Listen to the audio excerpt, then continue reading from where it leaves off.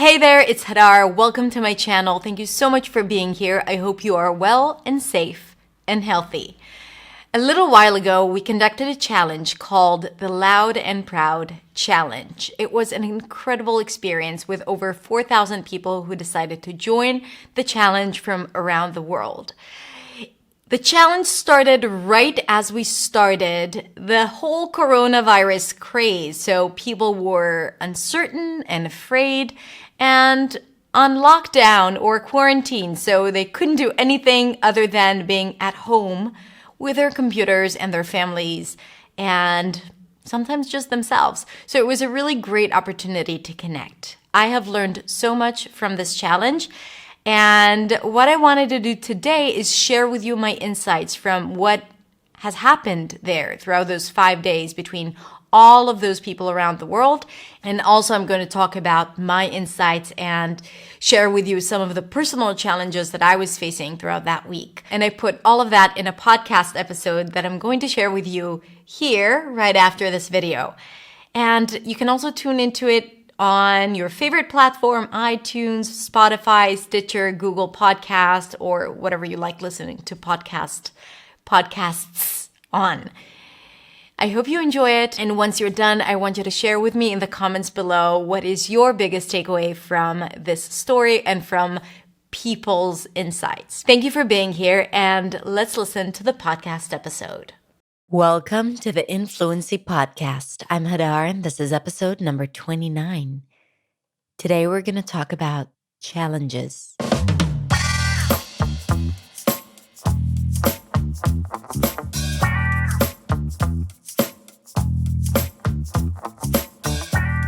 Hello. How are you doing? It's been a while since I recorded a podcast just like this, just me and the mic, me and you. And as I was about to hit play, it hit me that I started this podcast about 4 months ago, 29 episodes ago, and so much has changed. So much has changed in the past 30 days, for crying out loud. 30 days, and the whole world is in a totally different place. I'm speaking to you now in the midst of the coronavirus crisis. So I'm hoping that when you're listening to this, maybe this is no longer an issue, but right now it is. And I'm speaking to you. It's midnight now, actually 8 minutes past midnight. I'm at home, and the reason why I'm recording it so late is because I'm with the girls all day. And when I'm not, then I have to either go live for my students, and I have to record videos, and I just didn't have time to sit and make this podcast and record this podcast. It's hard. It's so distracting to do that in the middle of the day, even if they're quiet, and they can be quiet. My two girls, I have a 6-year-old and a 4-year-old. 4 and 5 months. She would correct me right now. And even though they could be quiet, it's just I'm not at ease when I know that they're out there and I'm in here recording a podcast. So I'm doing this at midnight, which actually works well for me. But if I make silly mistakes, then bear with me. It's the lack of sleep, my friends. It's the lack of sleep. So I think this late night feel, you're probably listening to this in the morning as you're drinking your coffee, and I'm giving you the late night radio host voice right now. But as I'm recording this, I feel kind of nostalgic, and I'm letting myself talk about things that are a bit more personal today. First, because it's a podcast about what I've done in the past month, in particular, the challenge that we did at the end of March. And it was called the Loud and Proud Challenge. I don't know if you participated in it. If not, too bad. It was freaking incredible. Not because of me. I mean, I was okay, but the people were incredible. And yeah, and challenges in general. I think I'm going to share with you a few of my challenges going through this challenge, but also challenges around it, before, after, and the challenges people were facing as they were going through this challenge. So we're going to talk about all that. This is why this podcast is about challenges. I think I just used the word challenge or any variation of this word about 10 times in the past 60 seconds. So forgive me. Anyway, the loud and proud C word. The loud and proud blank. I'm not going to say challenge again. The Loud and Proud challenge that took place in March was a 5-day challenge that I had planned months ago. And then this virus decided to start spreading all around the world. Very inconsiderate. And I was debating if I should even do it, because I was supposed to start it on Monday. On Sunday, we were informed that, places are closing, cafes, restaurants. We need to stay at home. We can't leave for work. We need to work remotely, all of that stuff. Like, we could still go to supermarkets and pharmacies, but nothing more than that. Like, we couldn't walk outside, really, even though, of course, people still did it, but uh, less people than usual. And that was kind of intimidating because mainly, I have a studio, and it's not far from my home, but I didn't know if I could leave my stuff there, how serious this is going to be. Like, people could still go to work if they went directly, not walking around spreading viruses all over, but you could still go to work. But I didn't know if maybe the next day I would wake up in the morning, people saying, "Do not leave your home. We're going to go and deliver food for you." So I would walk around with a trolley for an entire week, packed with my equipment, like my mic and the camera and all the cables and everything. So I had that, and I would carry it with me from my home to the studio, and the tripod and the lights. I did that every day of the challenge. So this was the first challenge. So I would go into the studio and I would set it up and do the live, because we had 5 lives. And then I would come back home. I'd pack up everything, prepare myself mentally to go live here at home. And luckily, it was still okay to travel by car if I went from home directly to work and back. But it was stressful. It was stressful. And what was even more stressful is the fact that my younger daughter got really sick. It wasn't COVID-19, don't worry. But still, she was really sick. So I was very concerned with that. And it was hard to leave. Like, I didn't want to go. But luckily, like, the moment I left home and went live or connected with my people, then it was a cure to all the unhealthy stuff that is going out there in the world. So that was the background. But other than that, honestly, I was very excited about the content because I planned it well. So I was really excited about it. And I knew that if people went through it, it would really, really help them. But before starting the challenge, I really thought of canceling it, because I thought to myself, who in the world would be interested in a challenge at such a time? So I was projecting my own fears onto other people, right? Like, I was visualizing the worst. Of course, I didn't let it dictate my moves, luckily. But still, I had all these negative thoughts. I always talk about how we psych ourselves out with all those negative thoughts about what's going to happen, how we're going to fail, and um, how much we suck in English. And a lot of times it's not even related to reality.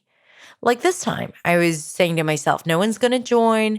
People are going to think that you're crazy going live. You're going to go live to five in front of five people, and they're not going to do anything because they're going to be too concerned with everything that is going on. And no one wants to talk about English right now, and blah, blah, blah, blah, blah, blah, blah. And I didn't let these thoughts take over. Like they kind of like came and I allowed them to pass through and I showed them the door out. Because I do think that these fears and these negative thoughts, they exist and there's nothing you can do. The question is, what are you going to do about it? Are you going to let it dictate how you act and what you do? Are you, like I talked about, are you going to let it take the front wheel, the front seat? Or are you going to say, hey, I acknowledge you. Thank you for being here. Thank you for trying to keep me safe. But you don't belong here. Not today. So that's pretty much what I said. And I decided to go through with it, which I was really happy because over 5,000 people ended up signing up for that challenge. 5,000 people. I did not expect that. And then it hit me. People need to be a part of something when it becomes uncertain. And that's one of the insights I had from this challenge. People need certainty, people need order, planning, community, structure, being involved, feeling like they matter, making a difference, being seen, challenging themselves, all of that. And this is why people decided to join that challenge. The challenge was 5 days, and every day we had to tackle a different element that is holding us back from being clear and confident in English. So the first day we had to map out our fluency challenges according to the fluency wheel. I talked about it in episode number 26, so you can go back and listen to it. I'm going to link to it in the show notes. And basically, there I map out the elements of speech that contribute to a person's fluency. And there we have speaking time, confidence, grammar and syntax, active vocabulary. So it's the words that you know and you actually use, accent. And there I include pronunciation and prosody, intonation, rhythm, and stress. And finally, there's listening skills, the ability to actually understand what you hear and to make sense of what you hear. So we mapped out those fluency challenges and we also tried to identify the habits, our learning habits. And I think during that day, people had a lot of insights because the problem of English learners is that they are they don't know, especially if they're self learners, they don't necessarily know what they need to focus on. So they go and kind of like learn whatever is out there. And the problem with that is that sometimes you might be learning stuff that you don't really need or that is not really contributing for fast growth or a breakthrough, but it's easy or it's accessible. So by mapping out your fluency needs, you know what you need to focus on. And again, you can go listen to that episode and download the fluency wheel with a few guiding questions so you can do it yourself, even if you haven't participated in the challenge. So we did that on the first day. A lot of great insights. People really participated. The second day, we talked about pronunciation challenges. So people identified their pronunciation challenges, and I gave them a priority map to not only detect their challenges, but also help them know what to focus on first. So that's another thing that people do everything or they think everything is equally important when it's not really. So I actually created a flow chart with questions for people to ask themselves and ways for them to see if a certain sound should be prioritized high or lower. And I think that was great as well because people started noticing things that they never noticed before. And on the third day, we talked about intonation, prosody, intonation, rhythm, stress, all of that stuff, how you put it all together. And again, I gave the participants ways to identify what their challenges are. So that was really great as well. I think every time you need to look at your performance with an inquisitive eye, and you can do it yourself. Like you don't need to go through this challenge to do it. You can just record yourself and listen to it and try to pay attention to the things that you know exist in American English, or that you hear other people do, and you listen to it. It's kind of like when I studied English literature, we had close readings where we would read into the text, like really try to understand the meaning of every metaphor and the usage of specific words. So I call it close listening. So you have to do this close listening when you listen to yourself, to listen to all the nuances and stuff that you don't really notice because you filter it out on a regular basis.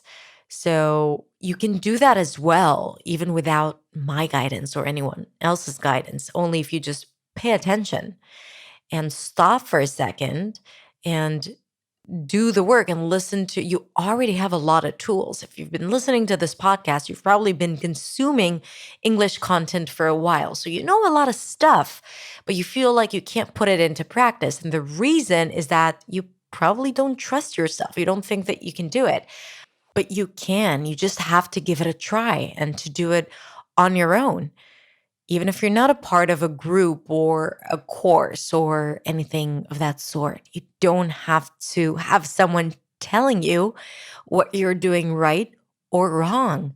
A lot of times, English learners are looking for that authoritative voice, someone, a native speaker usually, or a teacher telling them, this is right, this is wrong. It doesn't work that way. And the sooner you let go of that need, the easier and the more effortless you'll feel, and the more permission you'll give yourself, and the more confident you'll become. Now, going back to the challenge, day 4 was probably the most powerful day, which was about limiting beliefs and reframing all those negative thoughts. And I'm going to talk about that as part of my insights because it was probably the most meaningful day for me and for the rest of the community, the people who participated in the challenge. But what was interesting about this day or powerful about this day is the realizations of people had about stuff that they thought are just their reality or things they've never paid attention to. Those things have become their biggest obstacles and barriers and walls that have prevented them from pushing through, from succeeding, and from reaching a breakthrough. So I'll talk about that in a sec. I'll just finish up with talking about day 5. And day 5 was basically a project plan, was basically taking everything that people have learned throughout those 4 days and they had to put it into practice, meaning they had to plan it, they had to break it down into small tasks, and they had to schedule it. So here I was practically asking from people to become their own project managers, the project managers of their English, and to understand that if they want to see change, they need to treat it like a project, to understand what their focus is, what are the things that are going to get them results, how to break it down into small tasks, and finally, to schedule it, because if it's not on your calendar, it doesn't exist. I can tell you that from experience, and I put in my calendar everything that I want to happen, not just things that concern other people. So that was day 5. Now, what are the biggest insights or the best moments of this challenge? Well, first of all, this challenge was an English challenge in disguise because it turned out to be a song challenge. Because I don't know how that happened. I think on the first or second day when people started just posting their introduction videos in the Facebook group, This guy, Jose from Florida, a shout out to you, Jose. I hope you're safe and healthy. He, instead of recording an introduction video, he just played the accordion, which was awesome. And then Irena commented and said, "This is awesome. I want to join you." And we encouraged them to do a duo. And then she posted a song.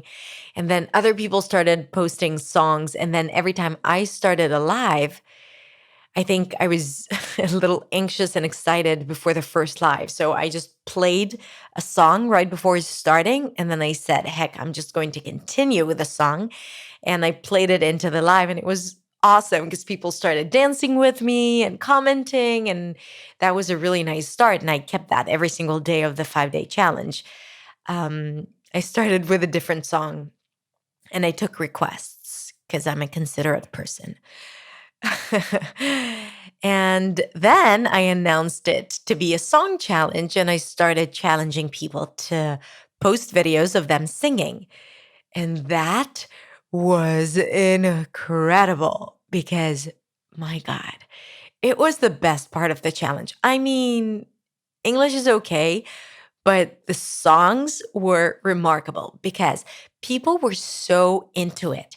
They put their soul and heart into it.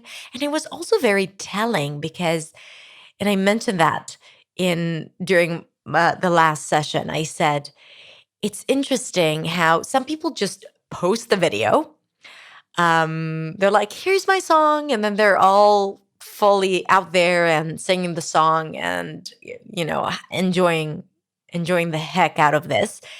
And the majority of the people posted the song with resistance. What do I mean by resistance? They said, here's my song. I'm an awful singer. I'm really sorry about it. Forgive me for this, and that. I'm not really a singer. Of course, you're not a singer. We did not ask only singers to upload their song, yet they felt the need to apologize. And I talked about it in one of my previous videos about how we need to stop apologizing for English, right? It all relates. It's just human patterns. So there was this one woman who uploaded a beautiful, heartfelt song. She was so connected, and she really apologized for her song. And then I was just like thinking, why would you ever apologize for this beautiful moment that you shared with us? This beautiful, vulnerable moment of you being connected to yourself, to your emotions in a song. And I think it's so incredibly valuable and unique. And why do you think that you don't have permission to sing because you don't have a voice that can go into song competitions on TV? So if you're less than perfect, you're not allowed to sing in public. Now that is ridiculous, but these are the thoughts that we think. And if we think that about songs, we also think that about our English. So that was just a way to mirror those fears that we constantly hold in the back of our mind about English, using something that is a little different, like a song. It's easier for people to look at that without being too attached. So that was really interesting seeing how people treated this song challenge. And on that last day, I said, okay, there are a few types of people. The person who heard there was a song challenge and they just like ran into their camera, turned it on and sang into the camera. Those who posted but resisted, those I just mentioned. There were those who wanted to post a song but haven't because they were too afraid or shy, or they thought, oh, no, I'm not good. And they haven't posted. So they haven't gotten through that barrier. And the fourth type of person is the person who cringed cringed when I just said a song challenge. The person who said, no freaking way. There's no way I'm doing this. No way. And then I asked people, what are you, A, B, C, or D? And all of those people who said they were a D, I said, I want to see your videos up.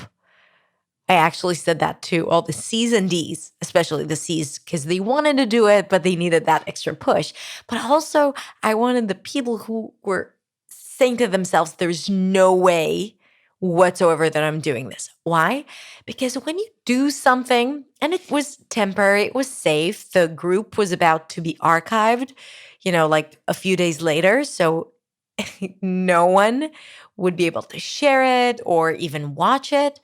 So they were safe. They had that safe space, that moment where we're all in this together, when there is no wrong, when no one can really mess up to a level that people would judge them. And it's an opportunity because you remember it and you remember the experience and you say to yourself, I did it anyway, which is an incredible feeling to say to yourself, I was afraid, I dreaded it, but I did it anyway. And I sucked and I did it anyway. It's such a better feeling than being like, I was afraid and I didn't do it. And then what? Who remembers that? Who remembers you when you're not doing things? When you're not speaking. That's like a secret, I'm telling you, because it all relates to English. It all relates to speaking. I hope you can see that, right? But anyway, and so that was great. And my insight from this whole thing is that in every person, there is a hidden singer / actor that is just waiting to come out. And people need to start finding that person in them, that inner singer or inner actor, and allow them to shine or come out, to emerge, even if it's once a year, once a quarter, once a decade, once in a lifetime. But you gotta allow yourself to experience the feeling of singing in public. So go do karaoke once this virus is gone, or go to a theater class, or just memorize a monologue that you love and do it full out in front of the mirror. Give yourself permission to be something and someone you are not, and to do something that is, according to social standard, is not perfect, but still it's perfect because you are perfect. So that works. So you can do it. You have my permission if you need it, by the way. I'm the authority because this is my podcast, right? So if you need it, which is just to show you how ridiculous it is, there you go. I'm giving it to you. Okay, so that was one of my biggest insights. Another insight that I had is that in times of uncertainty, and I mentioned that, we need each other. We need a community. We need people. And even though it's virtual, it's real. The energy is real. The love is real. The support is real.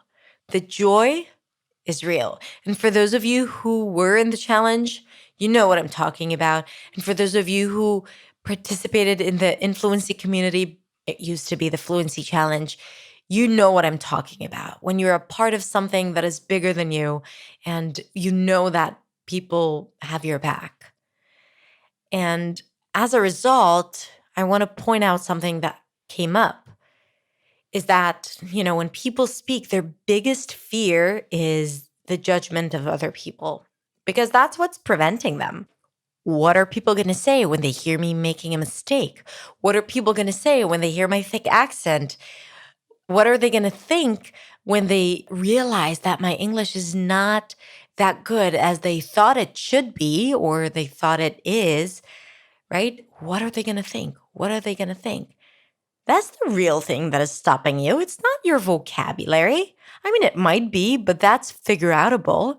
Let's all admit that it's much easier to speak to ourselves or to a really good friend or to speak to someone after having a glass of wine where all the judgment is taking a step back, right? So if that's the case, then it's not necessarily about English, or not only about the level of English. It's about how you communicate that English to the world outside and the fear that you have about what people are going to think.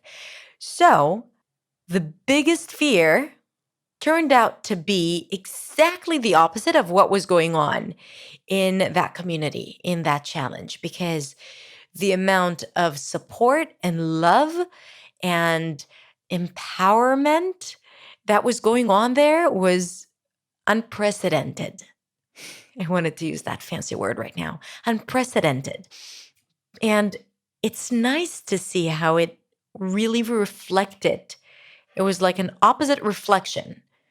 People had high anxiety about showing up and about speaking before because they thought that people are going to judge them. In return, they got buckets of love and support and thumbs up and you go girl, or you got this dude. And I think that's what gave them the permission to keep on going and to post a video of them singing. So it was nice to see how the biggest fear ended up being the exact opposite of what reality has presented in that challenge. And as I sat down to record this podcast, I wrote some notes down. And one of them was the following sentence: I've always depended on the kindness of strangers. And it's a line from a play by Tennessee Williams from A Streetcar Named Desire. I don't know if you know this. There's also a great movie with Marlon Brando. And she says that at the end when they take her to the hospital, the mental hospital. They take Blanche, and she says that to the person, to the nurse taking her. And that sentence stuck with me since high school, since I was working on that play, because it's so true. And what happened during that challenge, and I've been seeing this constantly every single day with my students and our community member in the Influency community. By the way, if you're not a member of the Influency community on Facebook, what are you waiting for? Come and join us. And I always think about that because strangers can be so kind and so giving and so loving without needing or wanting anything in return. And all you need to do to witness that is just to show up, is to be yourself, and it's to speak. And you need English for that. And you need your English for that. And you just need to be okay with the fact that it's not perfect, because it's an opportunity to show up and to witness stuff that would make you forever grateful for being a part of this world and universe and society and community, because you can see beautiful things, even if it's virtual, even if it's not face to face, and even you can be moved and touched by people you don't really know, by a comment. And that's beautiful, especially these days, because we totally need this. And I'm going to end that with a short story that illustrates that happened 2 days ago. I started Accent Makeover, my online program, a little over a week ago. And in the program, we have conversation groups. Twice a week, we meet for just a simple conversation, and we break a big group into smaller groups. Now, with Zoom, we can do practically everything. And I decided to join because I'm not running those conversation groups. I have facilitators that do that. And I decided to sit in and kind of like see how it feels to be a member. And it was great. Like, we all met together and then we all broke into smaller groups and then we reconvened. We were about 50, 60 people. And at the end, someone had a question for me about something that was supposed to happen a few hours later. And her name was Jimba, and she was wearing a nurse's uniform, which means she is on the front line. She is working like crazy. And there she was taking her break and practicing English, which was just remarkable. and to see and to observe. And I asked her how she's doing, and the look on her face just needed no words. And she said something like, "It's crazy out there." And I just thanked her for being there, being in the conversation group, and for doing, for being on the front line and doing what she's doing to save people. And I can't imagine the toll it takes on her life, her health, her family's life, her friends, everything. I can't even imagine that. I think that I'm busy and I'm working hard, and here I am safe in my home in front of the computer. And I just said thank you. And then all of a sudden, 50 people from around the world started unmuting themselves and saying, "Thank you. Thank you," from Brazil. "Thank you," from Taiwan. "Thank you," and "thank you," and "thank you." And it was just one of those beautiful moments that you can only experience if you're a human being and you're open and you're willing to give as much as you're willing to get. So I'm going to end with that, and I'm going to wish you all the best. I hope you're healthy, and I hope you're staying the heck home, and that maybe something in this episode made you think differently about English, about giving yourself permission to do things that you don't normally do, or maybe about participating in challenges and taking on challenges even when they scare you. If you want to share your insights with me, then come on over to Instagram. You can find me at hadar.accentsway. You can send me a DM. I am more than happy to respond and to hear your thoughts over there. So that's how you can connect with me. And of course, if you are here and you're listening to this on iTunes, then please rate and review the podcast. It would mean the world to me and would help reach more people, would help the podcast reach more people. So thank you for that. And thank you for being here. And I'll catch you next time on the Influency Podcast.